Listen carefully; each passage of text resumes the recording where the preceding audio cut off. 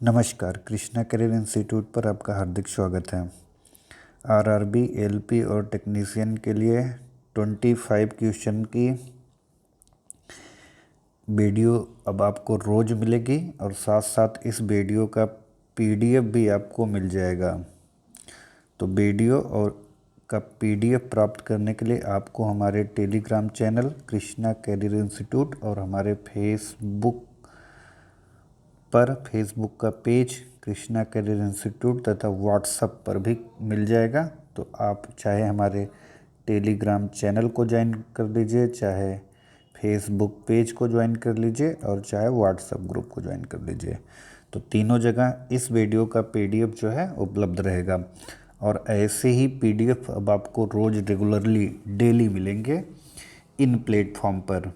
तो चलिए शुरू करते हैं ऐसे प्रश्नों की सीरीज, वही जो आरआरबी पूछता है। चलिए देखते हैं आज क्या इस वीडियो में कुछ टॉप 25 प्रश्न कैसे हैं। तो पहला क्वेश्चन, और आज देखिए एकदम क्वालिटी के साथ सारे क्वेश्चन आपको मिलेंगे एकदम बढ़िया तरीके से, जिसका पीडीएफ भी आपको पढ़ने में काफ़ी आरामदायक होगा। तो पहला क्वेश्चन है, एक स्वस्थ मनुष्य के शरीर में प्रति 100 मिलीलीटर रक्त में लगभग कितने ग्राम हीमोग्लोबिन पाया जाता है। तो हीमोग्लोबिन कितना पाया जाता है एक स्वस्थ मनुष्य के शरीर में। तो इसका ऑप्शन क्या होगा। तो इसका ऑप्शन है ऑप्शन सी, 12 से 16 ग्राम हीमोग्लोबिन प्रति 100 ml में पाया जाता है। अब हीमोग्लोबिन में जो धातु पाई जाती है उस धातु का नाम है आयरन। ओके, और हीमोग्लोबिन की कमी यानी आयरन की कमी से जो रोग होता है उस रोग का नाम है एनीमिया। और एनीमिया रोग के उपचार के लिए जो दवा दी जाती है उस दवा का नाम है हेमेटेनिक्स। ओके, तो 3 क्वेश्चन बन गए। पहला क्वेश्चन देखिए कि स्वस्थ मनुष्य के शरीर में 100 ml रक्त में कितने ग्राम हीमोग्लोबिन होता है। तो उत्तर हो गया 12 से 16 ग्राम, पहला उत्तर।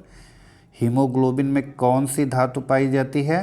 तो आयरन पाया जाता है। कौन सी धातु पाई जाती है, आयरन पाया जाता है। दूसरा उत्तर, आयरन की कमी से होने वाला रोग क्या कहलाता है, एनीमिया कहलाता है। तीसरा उत्तर, और एनीमिया के उपचार के लिए जो दवा दी जाती है उस दवा का नाम क्या है, हेमेटेनिक्स यानी कि रक्तवर्धक।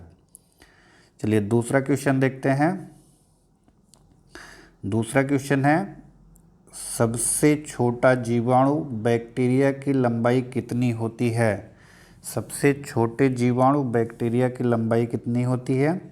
तो इसका राइट आंसर है 3 से 5 माइक्रोमीटर। कितना होती है, 3 से 5 माइक्रोमीटर, यानी ऑप्शन बी राइट आंसर है। और बैक्टीरिया की खोज की थी एंटोनी वान ल्यूवेनहॉक ने। ल्यूवेनहॉक। ओके, तो बैक्टीरिया की खोज किसने की, एंटोनी वान ल्यूवेनहॉक ने की। और बैक्टीरिया की लंबाई, सबसे छोटे बैक्टीरिया की लंबाई कितनी होती है, 3 से 5। अब इससे देखिए और क्वेश्चन क्या होता है, कुछ बैक्टीरिया जो है हानिकारक भी होते हैं और कुछ बैक्टीरिया लाभदायक होते हैं। तो दूध से दही बनाने के लिए जो बैक्टीरिया होता है उस बैक्टीरिया का नाम है लैक्टोबैसिलस। ओके, और जो हमारे भोज्य पदार्थों को सड़ा देते हैं, वस्तुओं को सड़ा देते हैं, वो भी बैक्टीरिया ही होते हैं। तो बैक्टीरिया लाभदायक भी होते हैं और हानिकारक भी होते हैं। अगला क्वेश्चन देखते हैं, क्वेश्चन नंबर 3। जीवमंडल की सबसे छोटी कोशिका माइकोप्लाज्मा की लंबाई निम्न में से कितनी होती है। तो सबसे छोटी कोशिका माइकोप्लाज्मा की लंबाई होती है 0.3 माइक्रोमीटर। ओके, 0.3 माइक्रोमीटर आपका राइट आंसर है। माइकोप्लाज्मा सबसे छोटी कोशिका होती है, इसका नाम होता है माइकोप्लाज्मा गैलीसेप्टिकमा। अगला क्वेश्चन है क्वेश्चन नंबर 4। और क्वेश्चन नंबर 4 दिया गया है, निम्नलिखित में से कौन सी प्रक्रिया को गैल्वेनाइजेशन कहते हैं। तो गैल्वेनाइजेशन का मतलब होता है लोहे के ऊपर जंग से बचाने के लिए जिंक की लेयर चढ़ा देना। तो आपका उत्तर हो जाएगा ऑप्शन डी, लोहे के ऊपर जिंक की परत चढ़ाना ताकि लोहे को जंग से लगने से बचाया जा सके, और इस प्रोसेस को कहते हैं गैल्वेनाइजेशन। अगला क्वेश्चन है क्वेश्चन नंबर 5, सरसों का पौधा कितने घंटे में अपने वजन के बराबर पानी अवशोषित कर लेता है। तो आज के क्वेश्चन दमदार भी हैं। तो आपका इसमें राइट आंसर होगा ऑप्शन बी, लगभग 5 घंटे में अपने वजन के बराबर पानी अवशोषित कर लेता है सरसों का पौधा। ओके, अगला क्वेश्चन देखते हैं क्वेश्चन नंबर 6।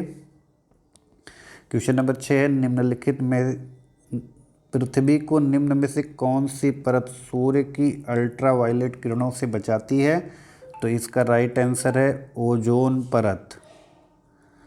कौन सी परत है? ओजोन परत, यानी ऑप्शन ए राइट है। ओजोन परत को कौन सी गैस नष्ट करती है? तो उस गैस का नाम है CFC, क्लोरोफ्लोरोकार्बन।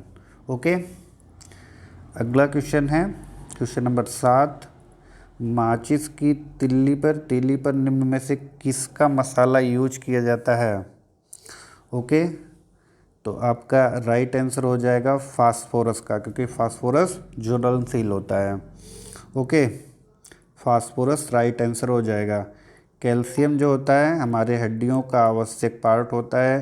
सोडियम हमारे बॉडी में जो है एक इलेक्ट्रोलाइट के रूप में होता है, इलेक्ट्रोलाइट आयन के रूप में होता है, और हमारे पल्स को या ब्लड के मूवमेंट को जो है कंट्रोल करता है। अगला क्वेश्चन देखते हैं, प्राणियों के वैज्ञानिक नाम लिखने के लिए निम्नलिखित में से किस भाषा का प्रयोग किया जाता है। तो इसमें आपका उत्तर हो जाएगा लैटिन भाषा ज़्यादा पॉपुलर होती है। आप जानते हैं ज़्यादातर लैटिन नाम यूज किए जाते हैं, तो आपका उत्तर है ऑप्शन बी, लैटिन। अगला क्वेश्चन है क्वेश्चन नंबर 9, निम्नलिखित में से कौन सा ग्रह हरे रंग का प्रकाश उत्सर्जित करता है।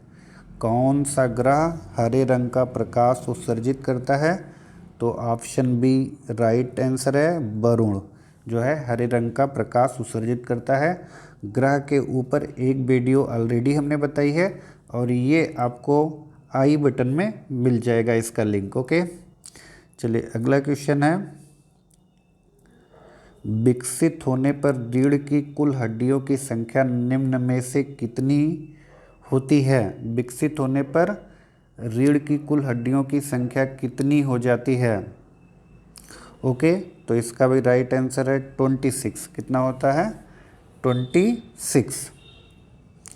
अगला क्वेश्चन देखते हैं क्वेश्चन नंबर 11, कार्निया और लेंस के बीच की दूरी को निम्न में से क्या कहा जाता है। देखिए एक बहुत ही अच्छा प्रश्न है ये। कार्निया और लेंस के बीच की दूरी को क्या कहा जाता है। तो इस दूरी को कहते हैं एक्वस चैम्बर, क्योंकि इसमें एक द्रव भरा रहता है, एक्वस द्रव होता है। ठीक, तो इसका नाम है एक्वस चैम्बर। ऑप्शन डी क्या है? बिल्कुल राइट है।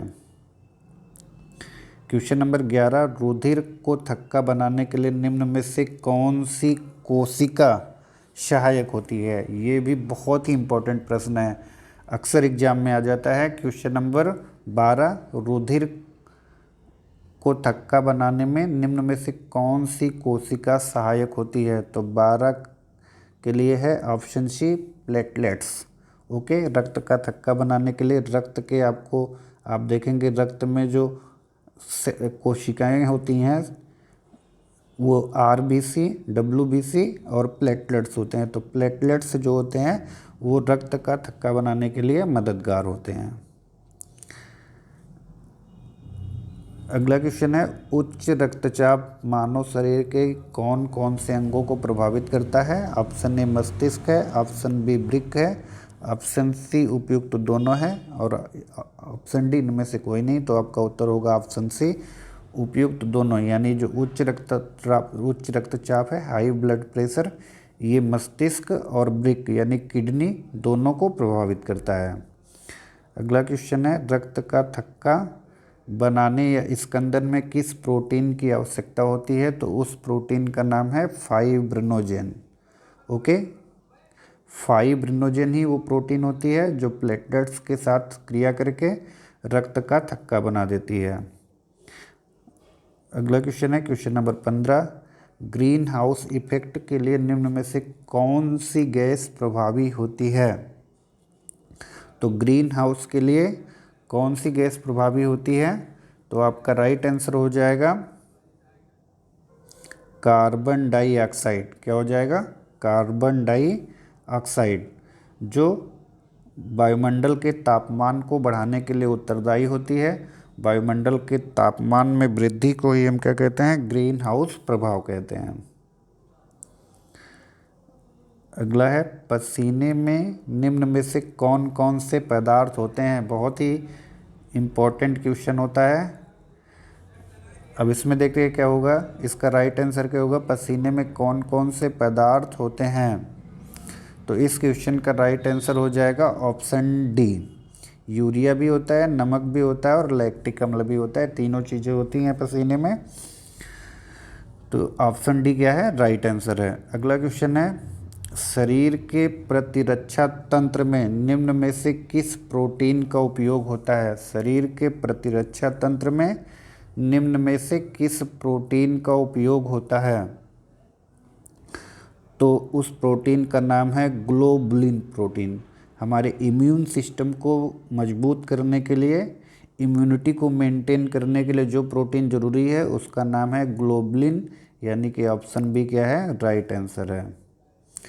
अगला क्वेश्चन देखते हैं क्वेश्चन नंबर 18, मानव शरीर में अमाशय कितने घंटे तक भोजन का संग्रह कर लेता है? यानी अमाशय में भोजन कितनी देर तक रहता है?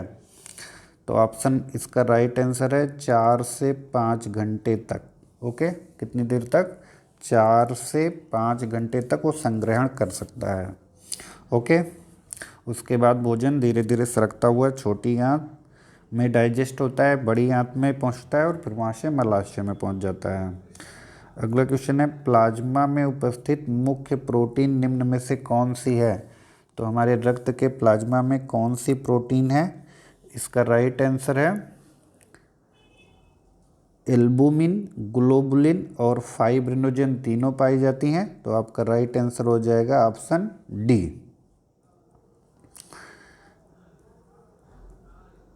क्वेश्चन नंबर 20, मेढक अपने भोजन को पचाने में किस अम्ल का प्रयोग करता है?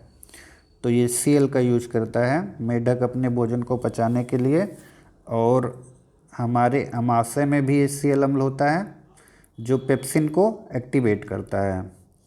अगला क्वेश्चन देखते हैं क्वेश्चन नंबर 21, निम्नलिखित में से कौन सा पानी का शुद्धतम रूप है? तो पानी का शुद्धतम रूप, ये कॉमन क्वेश्चन है, सभी को पता होता है कि इसका राइट आंसर है वर्षा का पानी। सबसे शुद्ध पानी यानी वर्षा का पानी जब तक वो वायुमंडल में नहीं पहुंचा है। वायुमंडल में आने के बाद उसमें धूल के कण मिलते हैं और वो दूषित हो जाता है। तो सबसे शुद्ध पानी वर्षा का पानी। निम्नलिखित में से कौन सा तत्व मानव शरीर के विकास के लिए अत्यंत आवश्यक है? तो विकास के लिए सबसे ज़्यादा जरूरी है, हमारे शरीर की वृद्धि के लिए सबसे ज़्यादा रिक्वायरमेंट किसकी है? प्रोटीन की है। किसकी है? प्रोटीन की। प्रोटीन ही वृद्धि के लिए उत्तरदायी होता है, इसलिए दालों का सेवन विकास के लिए ज़रूरी है। कार्बोहाइड्रेट्स जो होते हैं, विटामिन, ये हमें रोगों से लड़ने में मदद करते हैं। रोगों से लड़ने में मदद करते हैं ये। वसा संचित ऊर्जा का काम करता है। संचित ऊर्जा, कार्बोहाइड्रेट तत्काल ऊर्जा, यानी अगर अब तुरंत ऊर्जा की ज़रूरत है तो कार्बोहाइड्रेट से मिलेगी। और प्रोटीन जो है ये हमारे शरीर के ग्रोथ यानी के लिए उत्तरदायी हैं। अगला क्वेश्चन है, निम्न में से कौन सा रक्त सर्वदाता समूह है जो सभी समूहों को रक्त प्रदान कर देता है? तो इसका भी राइट आंसर सबको पता है, वो सर्वदाता समूह है ओ को सर्वदाता कहते हैं और सर्वग्राही कहते हैं AB को। जो सभी से रक्त ले सकता है वो AB है और जो सभी को रक्त दे सकता है वो O है। निम्न में से किस किरणों के प्रकीर्णन से नाभिक के निम्न से किन किन किरणों के प्रकीर्णन से नाभिक के 24 है। इसमें देखिए कह रहा है कि निम्न में से किन किन किरणों के प्रकीर्णन से नाभिक की द्रव्यमान संख्या में कमी होती है। यहाँ पर आपको देखना नाभिक के द्रव्यमान संख्या में परिवर्तन होता है, ये जोड़ना चाहिए था। क्वेश्चन आप इस तरीके से पढ़ेंगे, निम्न में से किन किन किरणों के प्रकीर्णन से नाभिक के द्रव्यमान संख्या में परिवर्तन होता है, तो आपका उत्तर हो जाएगा अल्फा कण। अल्फा कण देखिए, जब अल्फा कण निकलता है किसी एटम से, मान लेते हैं एटम A है, इसका परमाणु क्रमांक X और परमाणु भार Y है और इससे एक अल्फा पार्टिकल निकल जाता है, तो अल्फा निकलने से जो परमाणु क्रमांक होता है वो -2 हो जाता है और परमाणु भार क्या हो जाता है, -4 हो जाता है। लेकिन अगर इसी एटम से एक बीटा पार्टिकल्स निकलता है, बीटा पार्टिकल, तो बीटा पार्टिकल के